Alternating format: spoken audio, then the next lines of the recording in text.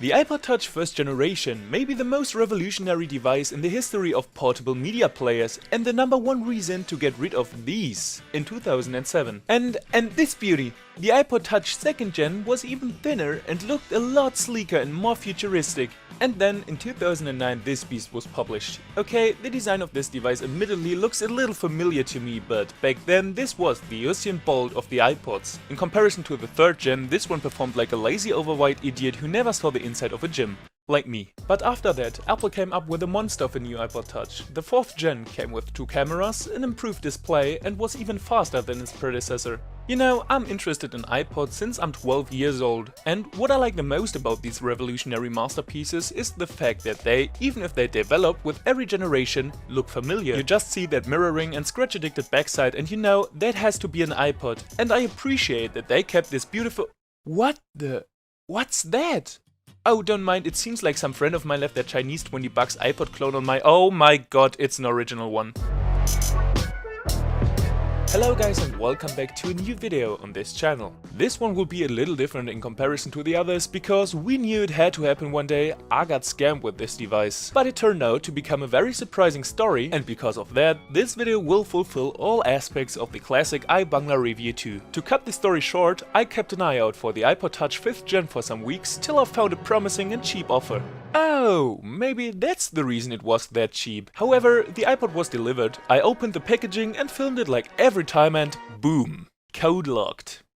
So I started a program called 3U hoping this device wasn't iCloud locked and just thought, okay, whatsoever, you have 5 free tries. So I tried the most common ones like 1234, 5555, 0000 and the iPod unlocked. I don't wanna lie, I felt like JC in this moment. I mean, there are 10,000 different combinations possible with a 4-digit code. However, the device wasn't iCloud locked and so I would have been capable of unlocking it with 3U too, but this way was a lot cooler I guess. And then, even though I knew he forgot the code himself and gave a shit about me, I wrote the seller a message and mentioned that he should reset the device or at least disable the locks next time, and he answered, The code what?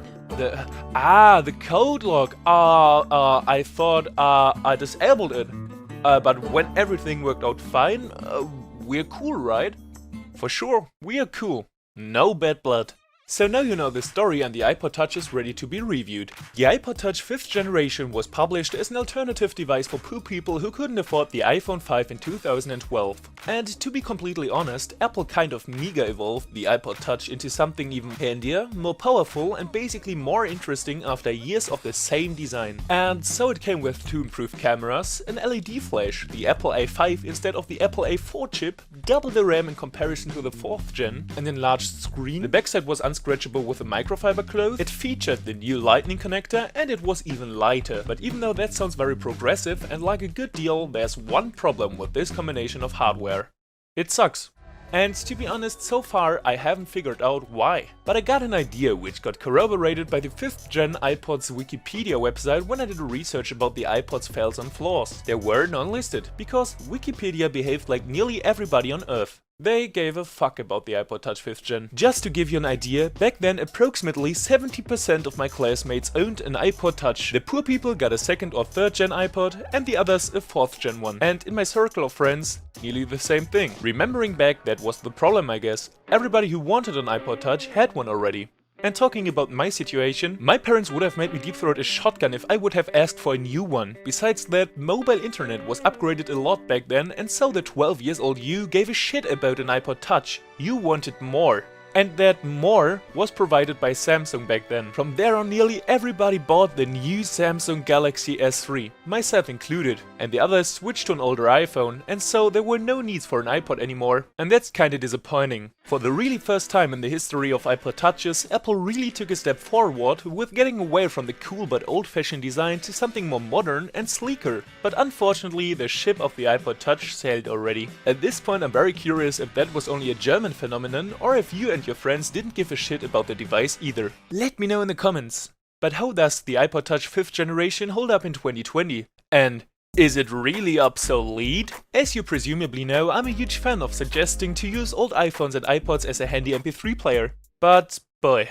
this is a tough one. While the device was published with iOS 6 pre-installed, it was supported up to iOS 9.3.5. And I think that's one of the biggest mistakes in the history of mistakes, because this thing is freaking slow. To give you an idea, in comparison to the iPod Touch 5 on iOS 9, an iPhone 3G on iOS 4 seems to be a top modern and fast high-end smartphone. If you've ever used an iPhone 3G on iOS 4, you know that I easily destroyed the iPod Touch 5th generation's whole reputation in just one sentence. But for sure, there are possibilities of getting the beautiful taste of iOS 6 back with a duo booter, for example. Talking about apps, you can still install some old games, maybe an older version of one or two modern social media apps, and above that, you definitely can't use it as an acceptable MP3 player because the music app is freaking slow. To be honest, I didn't pay that much attention to the iPod Touch 5th gen before, but I kinda became a fan. The different colors and the design itself, the lightness and all of that for just 25 bucks right now. So maybe, yeah maybe, there will be a second episode of this video. Until then, thank you for watching. I would really appreciate a feedback, and for sure the subscription is for free. Have a nice day and see you next time. Bye!